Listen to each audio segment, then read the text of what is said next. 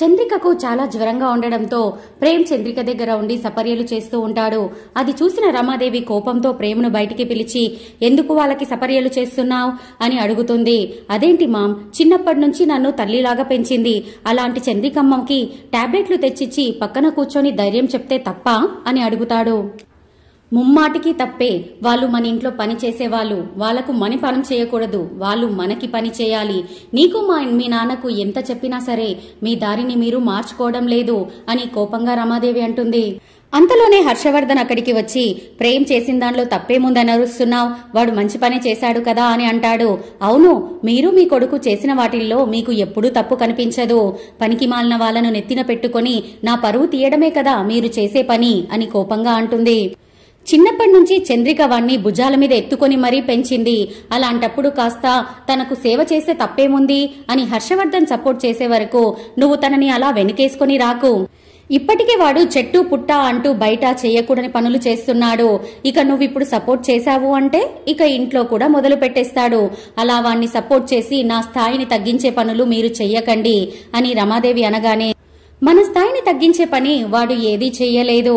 అయినా వాడు మన స్థాయిని తగ్గించాడని నువ్వెలా చెప్తావు? ఒక తల్లిదండ్రులుగా మనం పిల్లలకి మంచేదో చెడేదో నేర్పించాలి.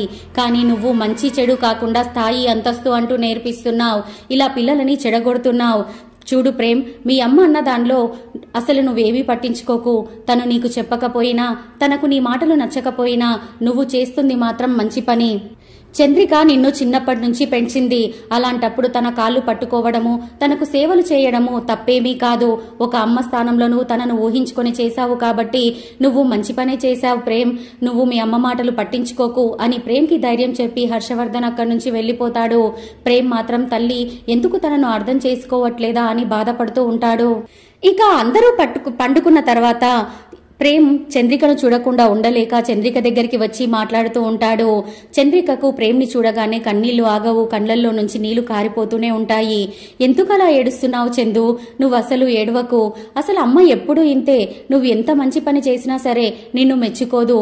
నిన్ను ఎప్పుడు పనిదానిలాగే చూస్తుంది. అసలు అమ్మకు నీ మీద అంత కోపం ఎందుకో నాకు అర్థం కావట్లేదు చందు.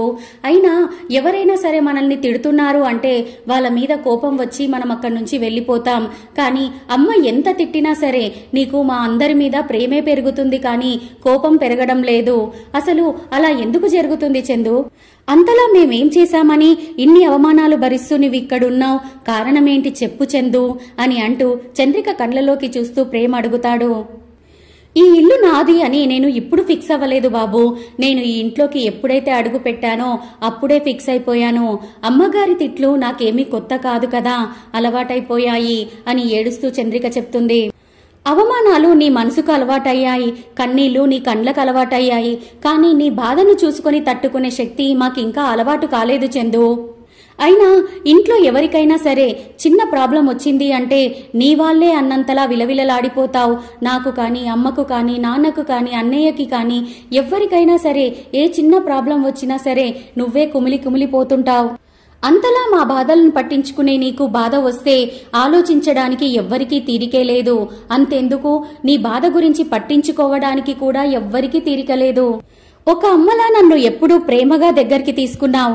ఆకలి వేస్తే అన్నం పెట్టావు. అందుకే ఇంతలా చెప్తున్నాను చందు. ఇక్కడి నుంచి వెళ్లిపో చందు అంటూ బాధపడుతూ ప్రేమ్ తలదించుకొని చెప్తూ ఉంటాడు. ఆ మాటలు విన్న చంద్రిక బాధతో కుంగిపోతూ ఏడుస్తూ ఉంటుంది. ప్రేమ్ మాత్రం చంద్రిక కళ్లల్లోకి చూడలేక కిందికి మాట్లాడుతూ ఉంటాడు. నువ్వు ఇక్కడి నుంచి వెళ్లి ఎక్కడ పని చేసినా సరే నీ గౌరవం, నీ మర్యాద నీకు దక్కుతాయి. ఇక్కడ నువ్వు ఎంత పని చేసినా సరే ఆ పనికి నీకు విలువనివ్వకపోగా అవమానాలే మిగులుతున్నాయి. నువ్వు ఎక్కడున్నా సరే ఈ ఇల్లు తప్ప ఈ ప్రపంచంలో ఎక్కడైనా నీకు విలువ దొరుకుతుంది. నిన్ను అందరూ ప్రేమగా చూసుకుంటారు చందు అని బాధపడుతూ ప్రేమ అంటూ ఉంటే చంద్రిక దుఃఖాన్ని ఆపుకుంటూ, వెళ్ళలేను బాబు, నేనిక్కడి నుంచి వెళ్ళలేను. ఇక్కడి నుంచి నేను వెళ్ళాలి అంటే నేను చనిపోయాక నా శవం మాత్రమే వెళ్తుంది అని చంద్రిక అనేసరికి ప్రేమ్ బాధతో తన నోరిని మోసి, అలా మాట్లాడకు. నీకేమైనా పిచ్చా? నీ బాధలను నేనే చూడలేకపోతున్నాను అంటే నువ్వు ఆ బాధలను భరిస్తూ అవమానాలు పడుతూ ఇక్కడే ఉంటానంటావేంటి అని అడుగుతాడు. నీకు నా మీద చాలా అభిమానం ఉంది కాబట్టి నా బాధని నువ్వు చూడలేకపోతున్నావు. అలాగే ఈ ఇంట్లో మనుషుల మీద నాకు ఎంతో అభిమానం ఉంది. అందుకే వాళ్ళు ఏదైనా సరే నేను తట్టుకోగలుగుతున్నాను. నాకు తెలియకుండానే ఈ ఇంటితో నాకు ఒక అనుబంధం ఏర్పడింది. నేను ఈ ఇంటిని వదిలి వెళ్ళలేను బాబు అంటూ ఏడుస్తూ చంద్రిక చెప్తూ ఉంటే, అంటే ఏమంటున్నావు చందు, ఇప్పుడు ఈ ఇల్లు వదిలి నేను వెళ్ళను, ఇక్కడ వీళ్ళు కొట్టినా తిట్టినా పడతాను, ఎన్ని అవమానాలు పెట్టినా భరిస్తాను అని అదేదో మంచితనమని నువ్వు అనుకుంటున్నట్టున్నావు. కానీ అది మంచితనం కాదు చందు, పిచ్చితనం అని ప్రేమ అనగానే ఆ పిచ్చితనంలో నాకు ఆనందం, సంతోషం కనిపిస్తున్నాయి. నువ్వు అనుకున్నంత ఈజీగా నేను ఇక్కడి నుంచి వెళ్ళలేను చిన్నబాబు, నన్ను వదిలేయ్ అని చంద్రిక ఏడుస్తూ ఉండేసరికి ప్రేమ్ చూడలేక, ఇక నువ్వు మారలేవు చందు, ఇక నువ్వు ఎప్పటికీ మారవు అని కోపంగా అక్కడి నుంచి వెళ్ళిపోతాడు. చంద్రిక వేడుస్తూ, నువ్వు అంత ఈజీగా చెప్పేశావు బాబు, కానీ నేను అంత ఈజీగా ఈ ఇల్లు వదిలి వెళ్ళలేను. ఈ ఇంటికి సంబంధించినంత వరకు నేను పని మనిషిని అని మాత్రమే నువ్వు అనుకుంటున్నావు. కానీ ఈ ఇంటితో నాకు ఒక అనుబంధం ఉంది.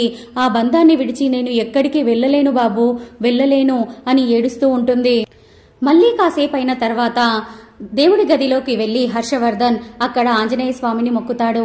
స్వామి, నేను ఎప్పుడూ కూడా నీ కోసం నా కోసం ఏదీ కోరుకోలేదు. ఇప్పుడు ఫస్ట్ టైం చంద్రిక కోసం కోరుకుంటున్నాను. చంద్రిక సంతోషంగా ఉండాలి, తన ఆరోగ్యం బాగుపడేలా చెయ్యి తండ్రి, తను ఆరోగ్యంగా ఉంటేనే ఈ కుటుంబం అంతా కూడా ఆరోగ్యంగా ఉంటుంది అని మొక్కేసి అక్కడ కుంకుమ తీసుకొని ముసుగు వేసుకొని ఎవ్వరికీ కనబడకుండా చంద్రిక రూంలోకి వస్తాడు. హర్షవర్ధన్ని చూసిన చంద్రిక షాక్ అయిపోయి, ఎందుకండి ఇలా వచ్చారు, మీరిలా వచ్చారని రమాదేవి గారికి తెలిస్తే ఊరుకోదు, ఇక్కడి నుంచి వెళ్ళిపోండి అని భయపడుతూ అంటుంది.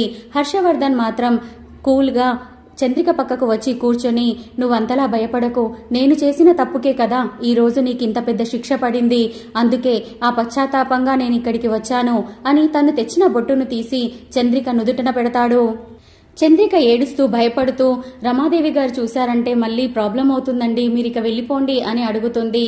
ఊరుకో చంద్రిక, నా అసమర్థత వల్లే కదా నీకీ పరిస్థితి, ఈ సమాజంలో నువ్వు నా భార్యవి అని నేను చెప్పకపోవడం వల్లే కదా నీకిన్ని కష్టాలు అని మొదటిసారిగా చంద్రిక హర్షవర్ధన్ భార్యే అన్నట్టుగా చూపిస్తారు.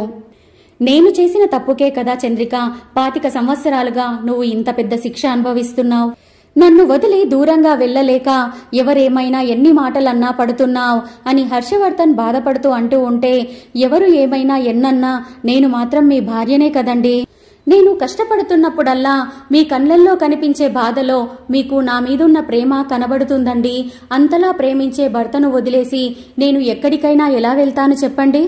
పైగా పని మనిషిలా అయినా సరే మీకు దగ్గరగా మిమ్మల్ని చూసుకుంటూ మీ కండ్ల ముందే ఉండాలని కోరుకుంటాను, కానీ మీకు దూరంగా ఉండి మీ ప్రేమకు నేను దూరం అవ్వలేనండి అని చంద్రిక అనగానే, మనసులో ఎంత ప్రేమ ఉంటే ఏం లాభం చంద్రిక, ఆ రమాదేవి నిన్ను అంతలా కొట్టి హింసిస్తున్నా సరే ఒక్క మాటతో దాన్ని ఆపలేకపోతున్నాను, నీకు నేను సపోర్ట్ చేయలేకపోతున్నాను. చంద్రిక నీలాగే నా భార్య, తనని నువ్వు అనుమానించకూడదు, అవమానించకూడదు అని నేను రమాదేవికి అడ్డుపడలేకపోతున్నాను. మనిద్దరి మధ్య అనుబంధం తెలియని పిల్లలు కూడా ఒకరు నిన్ను అమ్మలా చూసుకుంటూ ఉంటే ఇంకొకరు పని మనిషిలా చూస్తున్నారు. నా చాతగానితనం వల్లే కదా చంద్రిక నువ్వు పని మనిషిలాగా అలాగే మిగిలిపోయావు. ఇప్పుడు ఈ బాధని ఈ గుండె తట్టుకోలేకపోతుంది చంద్రిక అని హర్షవర్ధన్ మాట్లాడుతూ ఉండగానే అటువైపుగా వెళ్తున్న రమాదేవి వీళ్ళ మాటలను వింటూ అక్కడే నిలబడుతుంది. హర్షవర్ధన్ మాత్రం తనను గమనించకుండా ఫ్లోలో మాట్లాడుతూనే ఉంటాడు. తను నిన్ను పెడుతున్న ఈ అవమానాలు భరించలేక ఏదో ఒక రోజు నిలదీసి తను నా భార్య అని చెప్పేసి నిన్ను తీసుకుని బయటికి ఎక్కడ వెళ్ళిపోతానో అని భయం వేస్తుంది చంద్రిక అని హర్షవర్ధన్ అలా ఎమోషనల్ గా అనే వరకు ఆ మాటలు విన్న రమాదేవి గుండె పగిలినంత అయిపోతుంది. కోపంగా వాళ్ళనే చూస్తుంటుంది, కానీ మధ్యలోకి దూరదు. చంద్రిక సమాధానం కోసం రమాదేవి చూస్తూ ఉంటుంది. అప్పుడే చంద్రిక కలగ చేసుకుని, అదేంటండి అంత మాట అన్నారు, అయినా ఇల్లు వదిలి మనం ఎక్కడికి వెళ్తాం, అత్తయ్య గారిని వదిలేసి వెళ్తామా, రమాదేవి గారిని వదిలేసి వెళ్తామా, పిల్లల్ని కూడా వదిలేయాల్సి వస్తుంది కదా, అలా మనం ఎలా వెళ్తాము చెప్పండి, ఎంతైనా తనే మీ మొదటి భార్య, తర్వాతే నేను అని చంద్రిక ఏడుస్తూ అంటుంది. నువ్వు మాత్రం ఇలా అందరి గురించి ఆలోచిస్తావు, అందరి మంచి చెడుల గురించి పట్టించుకుంటావు, అంతేకాని ఆ రమాదేవి మాత్రం నీ మంచితనాన్ని అర్థం చేసుకోదు. ఎప్పుడు స్థాయి అంతస్తు అంటూ తన జీవితమేదో తనే బతుకుతుంది. వీటన్నింటికీ కారణమైతే నేనే.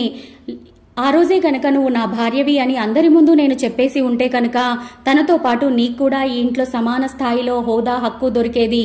కానీ ఆ రోజు నేను చెప్పలేకపోయాను. ఈ రోజు మాట్లాడే అవకాశమే లేకుండా పోయింది. అందుకే ఈ బాధను భరించలేకపోతున్నాను కాబట్టే నిన్ను తీసుకుని ఎటైనా వెళ్లిపోతే బాగుంటుంది అనిపిస్తుంది చంద్రిక.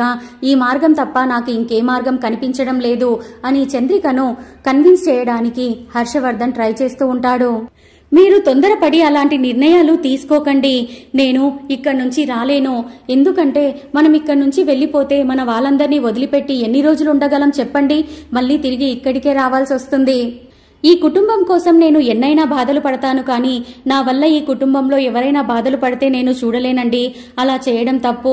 నా గురించి మీరు ఆలోచించకండి అని చంద్రిక ఏడుస్తూ చెప్పేసరికి హర్షవర్ధన్ కూడా ఏమీ చేయలేక సైలెంట్ గా ఉంటాడు. ఇవన్నీ వింటున్న రమాదేవి మాత్రం కోపంతో ఊగిపోతూ చంద్రికను ఒక పనిదాని స్థానంలో ఉంచి నేను శాసిస్తున్నాను అని ఇన్ని రోజులు ఆనందపడ్డాను, కానీ హర్షవర్ధన్ మనసులో మాత్రం తన మీద ప్రేమ చాలా ఎక్కువగానే ఉంది. తన మాటల్ని బట్టి చూస్తే ఇంకెప్పుడైనా అవకాశం దొరికింది అంటే చంద్రిక తీసుకుని బయటికి వెళ్లేలాగే ఉన్నాడు.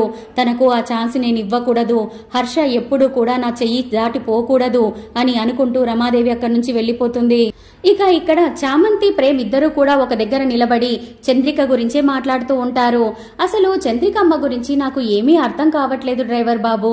ఎంత ఆలోచించినా తను ఎందుకు ఇంతలా అవమానాలు భరిస్తుందో అర్థం కావడం లేదు. ఏదైనా బాధపడ్డప్పుడు తను కాసేపు మాత్రమే బాధపడుతుంది. ఆ తర్వాత తను పడ్డ అవమానాన్ని మనం మర్చిపోకపోయినా తను మాత్రం మర్చిపోయి సంతోషంగా అందరిలో కలిసిపోతుంది. ఏంటో అని చామంతి అడిగేసరికి అది చంద్రికమ్మ అదృష్టం. తను అలా ఉండగలుగుతుంది కాబట్టే మా ఇంట్లో ఇన్నేండ్లుగా ఉండగలుగుతుంది అని ప్రేమ్ అనగానే, అవును డ్రైవర్ బాబు, ఎన్నో ఏండ్ల నుంచి మా అత్త ఇక్కడే ఉంటుందంట. అసలు ఇన్ని అవమానాలు పడుతూ తను ఇక్కడ ఎందుకుంటుందో నీకేమైనా తెలుసా అని చామంతి అడుగుతుంది. ఎందుకు అన్న విషయం నాకు కూడా అంత క్లారిటీగా తెలియదు చామ్. అలా తను బాధపడుతుంటే నేను చూడలేక చివరికి ఇక్కడి నుంచి వెళ్లిపో అని కూడా చెప్పాను. కానీ తను మాత్రం నేను ఈ బాధలైనా భరిస్తాను కానీ ఇక్కడి నుంచి వెళ్ళను అని చెప్పేసింది అని ప్రేమ్ అనగానే, అవును అదే బాబు, అందుకే అడుగుతున్నాను, ఎందుకని తను ఈ ఇంటి నుంచి వెళ్ళలేకపోతుంది? పైగా తను జీతం కూడా తీసుకోదంట. ₹1 కూడా తీసుకోకుండా ఇన్ని అవమానాలు పడుతూ ఇక్కడ ఎందుకు ఇంతలా పని చేస్తుంది? ఇక్కడ చేసే పని ఇంకెక్కడన్నా పోయి సగం చేసినా సరే చంద్రికమ్మను నెత్తిన పెట్టుకొని చూసుకుంటారు. నువ్వు చెప్పినట్టు తను ఇక్కడి నుంచి వెళ్లిపోవచ్చు కదా డ్రైవర్ బాబు అని చామంతి అడుగుతూ ఉంటే, నీవు అన్నట్టుగానే నేను కూడా అన్నాను చామం, కానీ తను ఎందుకు ఇక్కడి నుంచి వెళ్ళడం లేదో నాకు తెలియదు. నేను అడిగాను కానీ తన దగ్గర నుంచి ఏ సమాధానమూ రాలేదు. మా అందరి గురించి ఎంతగానో ఆలోచిస్తుంది, ఎన్నో సేవలు చేస్తుంది. అలాంటి మనిషి గురించి ఎవ్వరూ ఆలోచించడం లేదు, ఎవ్వరూ బాధపడడం లేదు. ఈ రోజు తనకు జ్వరం వచ్చినా సరే ఎవరో అన్నట్టుగా తనని వదిలేయడం చూసి నాకు కూడా చాలా బాధగా అనిపిస్తుంది చామ్. తట్టుకోలేకపోతున్నాను. కానీ ఏం చేయమంటావు చామ్? మనం ఎంత చెప్పినా కూడా తను వినడం లేదు కదా. చంద్రికమ్మే ఆలోచించుకొని తనే ఇక్కడి నుంచి వెళ్లాలని నిర్ణయించుకోవాలి చామ్. అంతవరకు మనం ఏమీ చెయ్యలేము అని ప్రేమ్ అనగానే, ఏమో డ్రైవర్ బాబు, నేను అడిగినా సరే తన బాధేంటో చెప్పదు. నువ్వు వెళ్లిపో అని చెప్పినా సరే తను వెళ్ళను అంటుంది అంటున్నావు. ఇక మనం ఇద్దరం ఏం చేయగలం చెప్పు? తను బాధపడ్డప్పుడు చూస్తూ ఉండడం తప్ప అని అనుకుంటూ చామంతి ప్రేమ్ బాధపడుతూ ఉంటారు. ఇక అప్కమింగ్ ఎపిసోడ్స్, ఇంట్రెస్టింగ్ ఎపిసోడ్స్ కావాలి అనుకుంటే please subscribe my channel, give one like. Thank you so much friends. Bye bye.